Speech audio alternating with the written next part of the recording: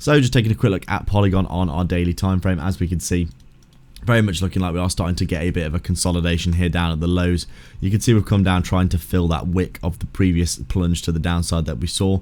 But overall, I do think we are really starting to see a reversal, in my opinion, across the markets in altcoins.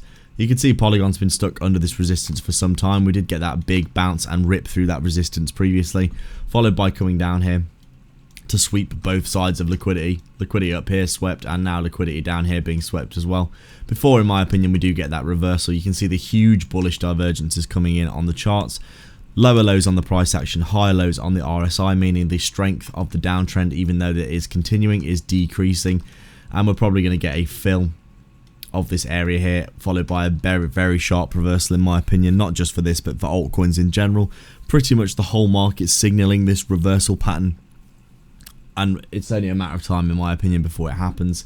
You can see we could put in a massive W double bottom pattern here, which I think is very likely, and we'll be heading back up towards that 55 cent area at the 0.23 Fibonacci if that's the case pretty damn soon. Right now, just chilling and waiting. Like and subscribe for more.